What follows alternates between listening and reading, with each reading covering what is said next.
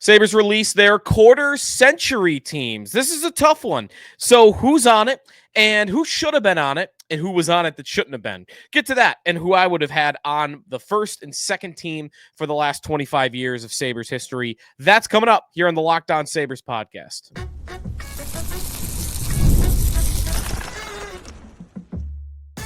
You're Locked On Sabres, your daily podcast on the Buffalo Sabres.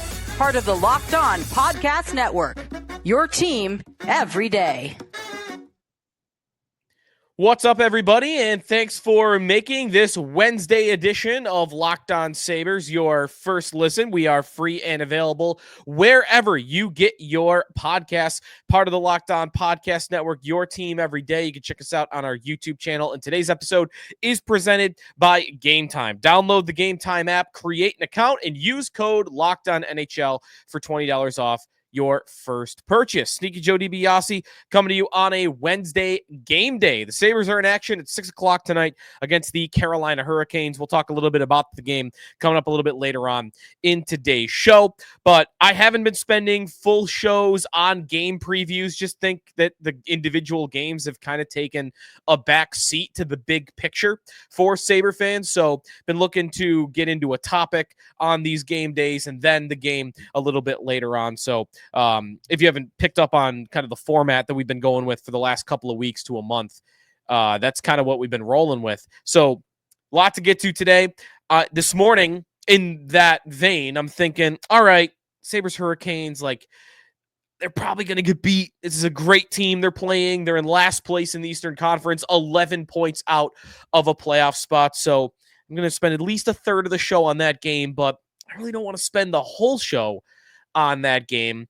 What else? What's on people's minds right now? What's the big picture topic to get to? We talked about the style of play and the system that they've employed for 2 years now since they missed the playoffs by 1 point. That was yesterday's show, and I liked that conversation and that point a lot. We've talked about trade ideas, whether that be Elias Pettersson or yesterday a little bit about Joel Farabee. So I'm thinking, what are we going to do today? I'm thinking, and then bam, a gift from the heavens. The Sabres releasing their quarter century team today. And we knew that was coming, but we didn't know when that was coming because they've been doing this team by team. Every team in the NHL has a quarter century team. But they kind of had been going in a weird order. When the Anaheim Ducks went first, I assumed that they would go alphabetically, but I don't think they're going alphabetically because the Minnesota Wild, I think, had their team released along the way. So however they're doing it, the Sabres were today's team. They released, the NHL did, the quarter century team for the Buffalo Sabres. So really what this is just a first and second team, like whether it's all pro or all star has this. The first and second team Buffalo Sabres of the last 25 years. And that does go back to 2000, all the way back to 2000. Who are the six best forwards, the four best defensemen, and the two best goaltenders ranked by first and second team. It's a really interesting discussion. And make your jokes about the Sabres. I'm sure other fan bases are. Their first and second team in comparison to other teams is a joke, right? Like it's kind of almost funny how bad it is, because if you do compare them, they fall short. And the thing you really notice about the Sabres quarter century team, and the sad part of it, is that it's filled with guys that, one, either completely disrespect and even maybe loathe the Sabres organization, or two, guys that don't really identify themselves as career Buffalo Sabres.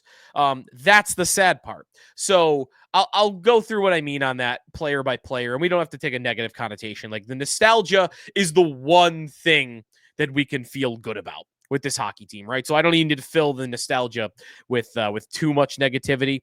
But if you do look back on the Buffalo Sabres quarter century team as they sent it out, the first team, Danny Briere, Jason Pominville, Thomas Vanek, with Brian Campbell, Rasmus Dahlin, and Ryan Miller on the back end. So What I mean by like who doesn't identify as a Sabre, like Danny Briere, I think would identify as a Flyer before he would as a Sabre.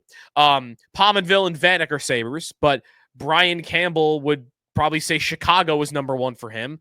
I mean, it's hard to compete with winning the Stanley Cup there, of course.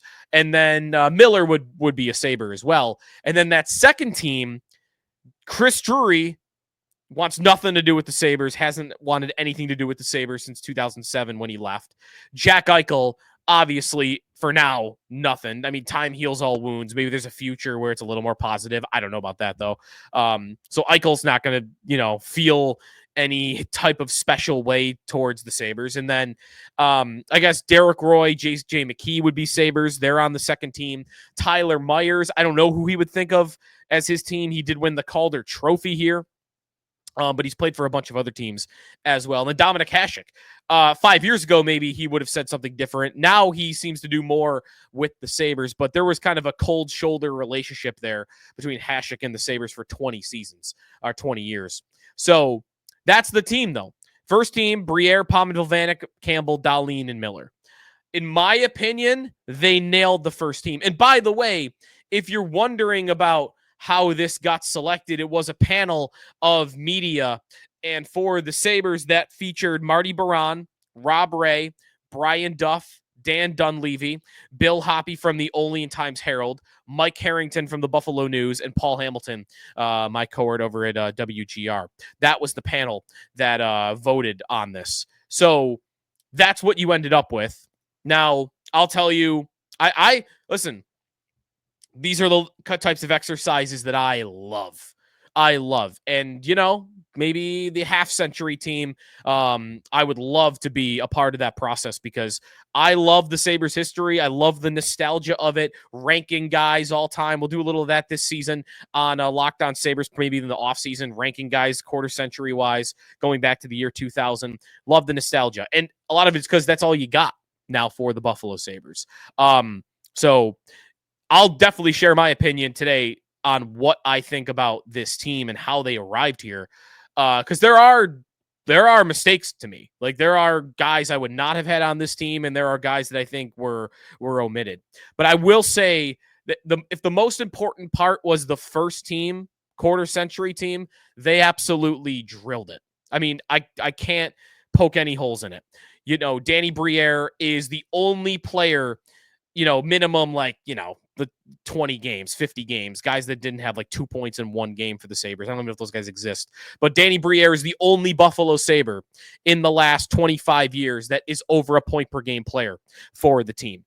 He is got the best numbers. He didn't play here forever, but he was beloved and he was great. So Briere, undoubtedly being on the first team to me is deserved. Jason Pominville and Thomas Vanek combine the longevity with the quality. I'm a peak over longevity guy. I would go, Bo Jackson would be a Hall of Famer for me in the NFL because he had 3 of the best seasons ever over a Frank Gore who played 20 years in the NFL. For the Sabres, for instance, I'll get to this on my second team, but I would rather put on a team like this. My vote would always go for, this guy had 3 seasons that were better than anybody else, but he only played there 4 years.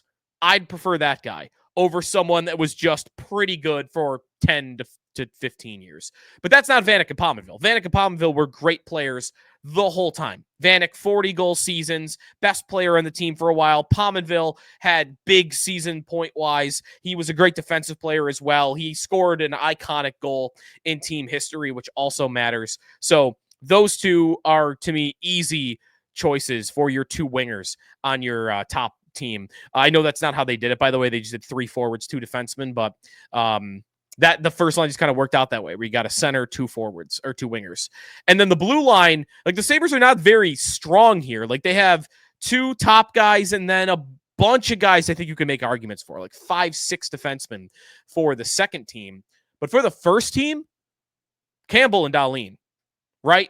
I don't even think it's all that close. Dahlin, if you look at points and offense for these defensemen, since the year 2000. Dahlin is number one in goals. He's number one in points by a wide margin. He easily has the highest points per game. He's at 0.69. The next closest is Campbell at 0.45. Now, part of that is that Campbell, remember, early in his career was kind of nowhere. Like, he was seventh defenseman, sixth defenseman, was really inconsistent, wasn't getting a lot of minutes. And that was Campbell for a few years. And then post-lockout, he really exploded. I think the change in the style of hockey after the lockout of being a little bit more wide open really helped him along.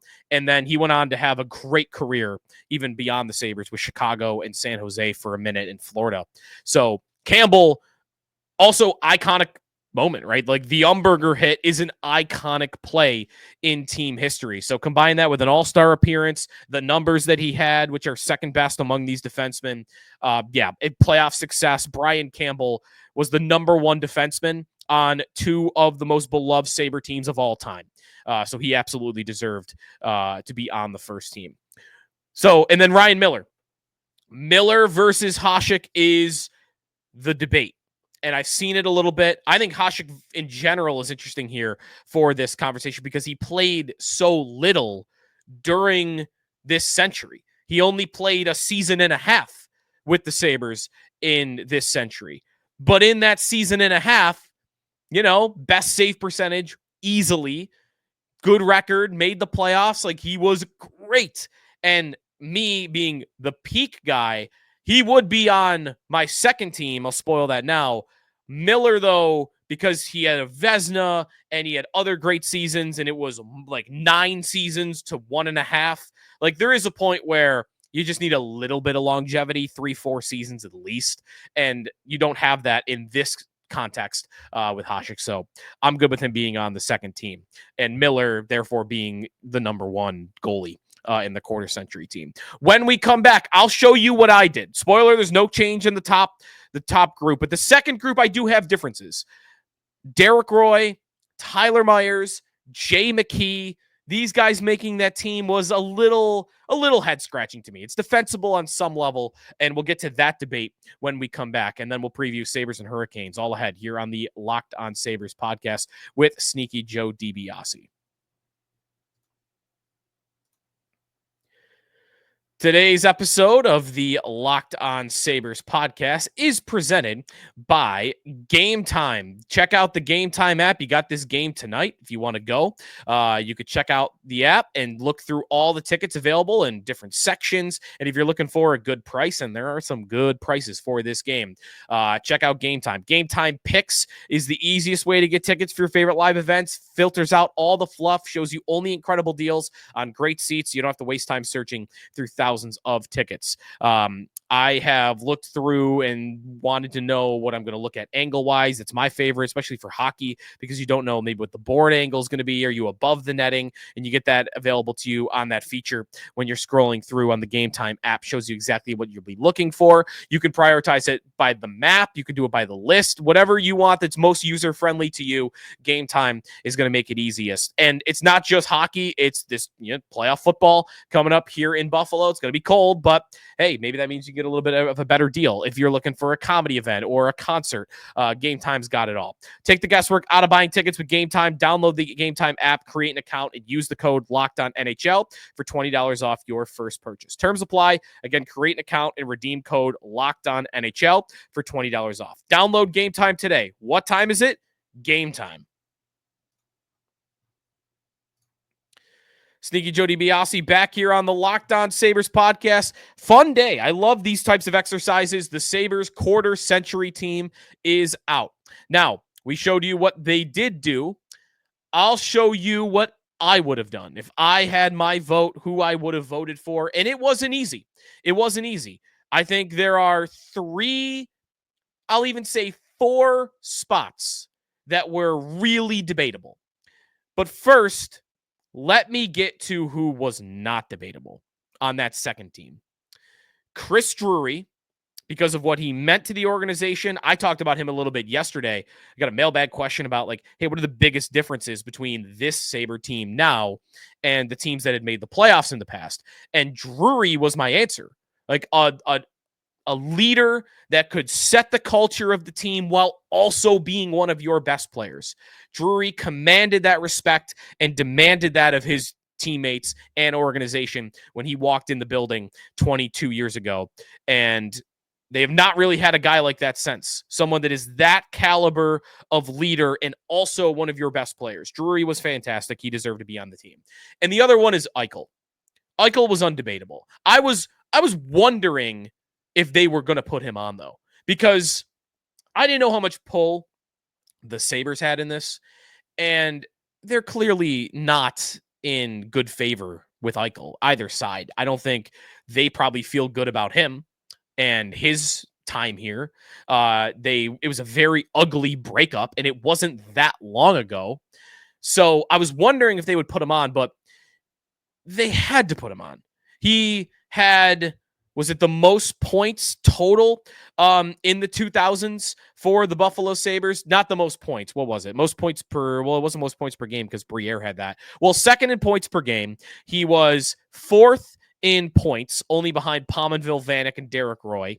He was a fewer games than all those guys, though. He was seventh in goals. Assists, he was number 5. So, like, Eichel did put up the numbers, and he didn't play as long as a couple of them. He played longer than Briere and Drury, but not Vanek and Pominville. You had to put Eichel on the team.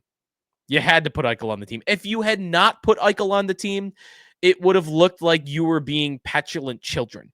And listen, the Sabres get that blame already, and they should, for the way they acted with Jack Eichel's surgery in the last year when they were working through trade stuff. They should have never fought with him on that. It was completely ridiculous, and it was childish. And leaving him off your quarter century team would have come off the exact same way. So good on them that they didn't, step in or whatever. Maybe they wouldn't have no matter what. But Eichel deserved to be voted in. 100%.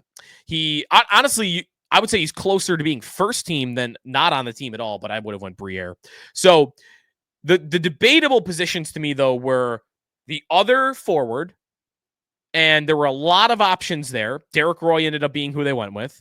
And then both defensemen on that second team, I think, were up for grabs. And I think you could have made an argument about goaltending. If you wanted to do more of a longevity point combined with numbers and the production, like Linus Ullmark had a case.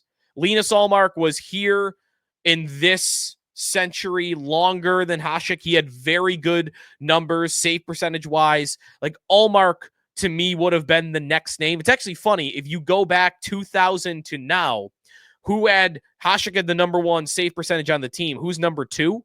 It's actually Robin Lehner. Robin Lehner, by like a thousandth of a percentile, had a better save percentage with the Buffalo Sabres only than Ryan Miller did. And he was better than Ullmark, too, on that one number.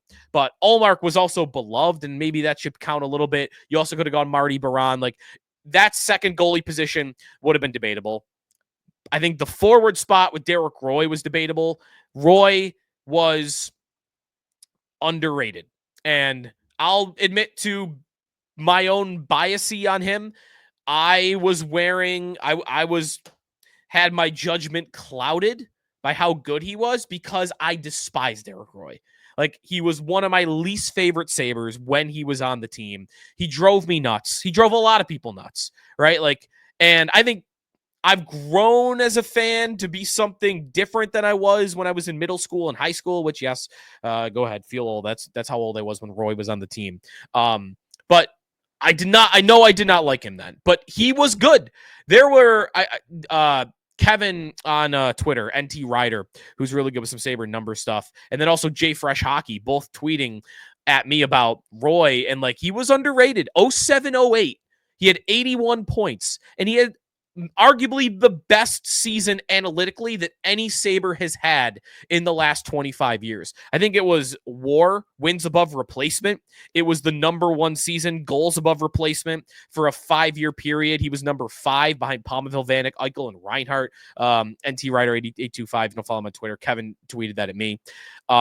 J Fresh Hockey, he was a 99th percentile WAR in that 07-08 season. So like, Roy's peak might have been actually incredible, but it flamed out pretty quickly.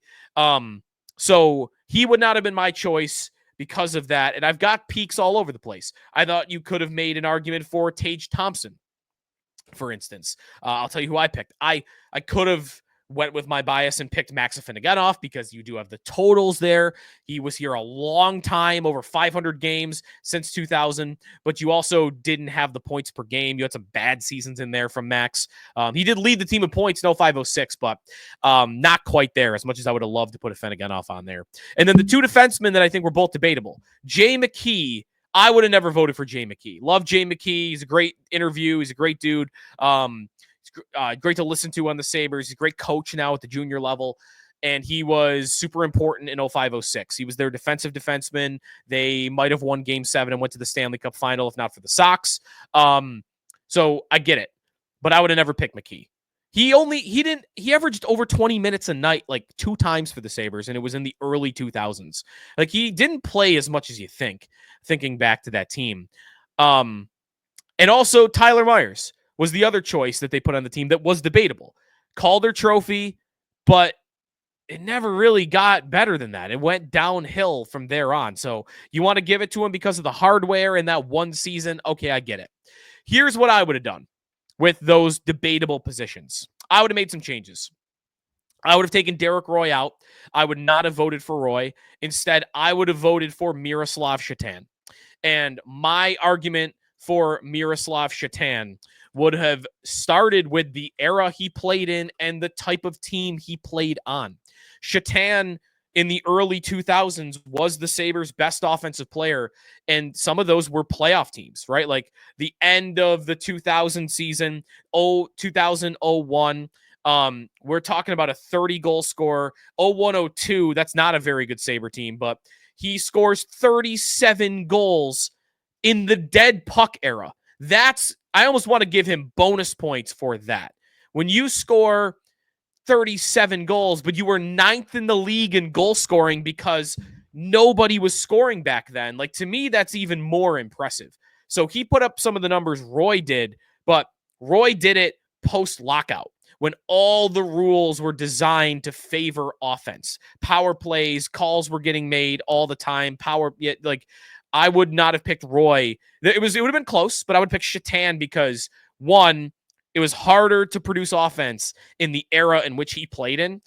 Two, like that 37-goal season in 2001, 2002, who are his centers? His centers are Stu Barnes and Chris Gratton. Like, give me a break. Roy at least had Pominville and Vanek to play with, especially Vanek. Shatan was playing with nobody offensively. So I would have gone with him as my third forward with Eichel and Drury. And then on the blue line, I would have stuck with Tyler Myers because of the peak. The Calder season was that special. He was so good when he showed up for the Sabres originally. And also, like, you just don't have a lot of other options outside. Ty goes to the guy with the hardware. But I would have picked over Myers and McKee, Henrik Tallinder. I would have picked Henrik Tallinder to be on this team. He had a lot of games played, so you're getting some longevity here. And he played how many games? He played 532 games. That was only fewer than Rasmus Ristolainen, who I would have never in a million years put on this team. I blame him more than anybody for the drought being as long as it did. Tallinder, though, 532 games, only 116 points. Like, you didn't put up a lot of offense. Also a plus 25 if you care about that. I'm not trying to get too much into plus minus here. Some good numbers analytically. And also, I want to respect. So I'll actually cede my opinion here on one part here to my co-host Jeremy White on WGR. We were talking about the 0506 Sabres like last year at some point. And whatever we were talking about just in passing, I think I've always thought McKee was the number one defenseman on that team. Maybe it seems like that because of Game 7 and how that all played out before and how it felt like he was so vital because of not playing Game 7. But remember, that was after everybody else got hurt. And I think I mentioned offhand, like just in passing, like McKee being that team's number one defenseman. And Jeremy was like, he was not that team's number one defenseman. Like, Tallinder was that team's best defenseman. And the more I thought about that and like looked at some numbers from that season and, even watched, I know in the offseason, like I was at a golf simulator one day, we just put Game 1 on, I think against the Flyers maybe. And I just watched Tallinder. And because some of those games are on YouTube in full, those '06 playoff games. And the more I watched, I'm like, yeah, Tolinder's the best guy out there. Look at him carrying the puck. Look at these zone exits. Look at these. Like, he would have been someone I would have, if I were not 11 and really digging in on the quality of the play, I would have really appreciated Tolinder that season. So the longevity, being a great defenseman on that team, I would have gone with Hank the Tank, his nickname from back then. You could have also gone, I saw a good argument for Andre Sekera, because of he had some really good numbers. And he was supremely underrated. Honorable mention here to Jaros Spacek, maybe, Teppo Numminen, Ludman, all those 05, 06, 06, 07 defensemen kind of blend together. One guy said Christian Ehrhoff in our text club. I got actually more votes for him on the anti-quarter century team. I liked Ehrhoff a lot. I thought he was very good. He didn't live up to a 10-year contract, but that wasn't his fault. He was a good defenseman. I would not have put him, though, on this team. Anybody else? Ristolainen, never in a million years. Wouldn't have even thought about it for a second. But that's what I would have gone with. Rhett Warner, if you go earlier in the 2000s. Owen Power, if you want to go with someone on this team now, but I'm not doing that, right? And it's way too early, and he has kind of fell short of expectations. Yeah, those are probably all the names that I feel like are deserved of being mentioned here. All right, when we come back, we will get to Sabres and Hurricanes. What are we looking at for tonight's matchup? A 6 o'clock puck drop. That's when we come back here in the Locked On Sabres podcast. Today's episode of Locked On Sabres is presented by Indeed. You just realized that your business needed to hire somebody yesterday. How can you find amazing candidates fast? Well, that's easy. Just use Indeed. When it comes to hiring, Indeed is all you need. Stop struggling to get your job post seen on other sites. Indeed sponsored jobs put your post at the top of the page and help you reach the right candidates faster. Been in a spot where you need the right hire, like yesterday, pressure's on every day without the right person is a setback. That's exactly when Indeed sponsored jobs come in handy. They make sure your post is seen by the right candidates right now so you don't waste any time. Right now, you can spend or speed up your hiring process with a $75 sponsored job credit. Just go to Indeed.com/lockedon right now. When you're there, support our show by saying you heard about Indeed on this podcast. Terms and conditions apply. Again, that's Indeed.com/lockedon. Get that $75 sponsored job credit. Hiring, Indeed is all you need. We got a game tonight. Stinky Joe DiBiase here in the Locked On Sabres podcast. If you want to let me know who would make your Sabre Quarter Century team, hit us up on our text club. If you're not in our text club, you can hit us up, join subtext.com/LockedOnSabres. We also have a little bit of a running theme on Twitter right now and in the group chat of the anti-Quarter Century team. And I'll run through that with you real quick, what I had. Obviously, Ralph Kruger would be the head coach. Eric Stahl, because it still grosses me out that he ever played for the Buffalo Sabres. Ville Leno. I put Matt Molson on there, but if I could go back and edit it, I'd probably put Patrick Berglund. I forgot about him quitting in the middle of the season. Rasmus Ristolainen, one of the worst players that played that many minutes on a team ever. Huge reason why the Sabres didn't make the playoffs for many, many years.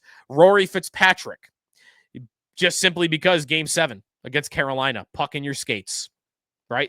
That's it. That's all I need. You are on the anti-Sabre team. Carter Hutton at goal because he couldn't see for an entire season, right? He had the LASIK after the year, or eye surgery, whatever that was. Second team, Vladimir Sobotka was one of the worst players in the NHL, and they just kept bringing him back. He would be my second-line center for the anti-quarter century team. Kozlov, right? Vyacheslav Kozlov, because of his not wanting to be here and basically quitting on the team. Did I mix up the Kozlovs, by the way? No, I got it right? Yeah, Vyacheslav Kozlov. And I was thinking Slava, but Slava wasn't ever a Sabre.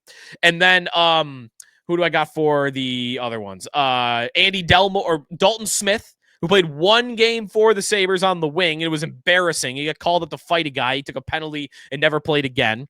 Andy Delmore, one of the worst half seasons I've ever seen of a Buffalo Sabre. That's in the early 2000s before the lockout. And then Zach Bogosian, kind of like the Risto thing. He just played so much for this team and was so bad. Risto and Bogosian, two of the lowest hockey IQ players that I can ever remember suiting up in blue and gold. And then Michael Neuvirth. I had trouble with the second goalie. Someone put Jaro Halak on there, but Halak didn't do anything. He practiced once and then he got traded away. Neuvirth tried to ruin the tank. All right, I don't blame him for it. He's trying to win a job and, earn a contract, of course. I'm half kidding when I say this, but Neuvirth was so good that tank year, he almost ruined it for him. So I'll put him on that second team. All right, Sabres and Hurricanes tonight. It's a 6 o'clock puck drop. By the way, if you're going, check out the hot dog of the day. This looks like the best one they've had all season. It's called the MJ, Michael Jordan, right? Carolina. It's got chili, mustard, onion, and Carolina slaw, vinegary slaw. That sounds delicious. If I wasn't doing a health food thing this month, I would go to the game just to get the dog. Maybe I just walk in, get the dog, and then leave after, before I even sat down in my seats. I wonder if you can order it. Before tonight's game, this is a tough opponent. It's just the Carolina Hurricanes are a great team, and they have been for a very, very long time. On the season, they are in third in their division behind New Jersey, and Washington's just been so good. But Carolina, 55 points in 44 games, so they're on a pace of above 100 points, a plus 24 goal differential, 26, 15, and 3 for Carolina. And again, they are a really good analytics team. They dominate possession. They get a ton of scoring chances. They don't allow you to have many. They kind of lack that superstar, but they're just so good. Their roster is always built with really savvy guys throughout the lineup. And the one guy that's really thrived this year and kind of been the star is Martin Necas, who was a big topic of conversation in the offseason as a trade idea. And Friedman has kind of suggested, and others have, that the Sabres maybe could have got their hands on him, and a lot of other teams could have too, but they had to know he wasn't going to sign long-term, that you were going to have him for 2 years and then probably lose him. And that's a risk that a lot of teams, including maybe the Sabres, didn't want to take. You could argue maybe the Sabres should have done it anyway. He's got 50 points in 44 games, so he's had a very good season. He's number one on that team. Carolina on the year have been mixing through goaltenders, a bunch of different guys. Peter Kochikov has been the best guy. He's played the most, 28 starts on the year, 901 save percentage. Dustin Tokarski actually has the only, actually Freddie Anderson too, but those guys have only played 4 and 5 games. They have better numbers, but again, they've not played much on the year. Tokarski, the former Sabre. And for tonight's game, Tokarski is expected to play. And he is still wearing a Sabres helmet, by the way. He's still got a Buffalo helmet. I would bet Luukkonen for the Sabres, but you're going to get Tokarski on the other side. So you're getting a backup goaltender for Carolina, but I still would bet on the Sabres not winning in this hockey game. They might not have Matthias Samuelsson. He's been dealing with an illness, but no other major injuries. Sneaky good bet of the day as we look at the odds. Sabres are home underdog, plus 155. Over-under is 5.5 with plus 102 being on the under, minus 124 on the over. And then the puck line, Sabres plus 1.5 is minus 168. I am actually going, though, to go with another emotional hedge, and I'm going to go with Carolina on the puck line. Minus 1.5 goals. I got Carolina winning this game by 2 or more. That's plus 136.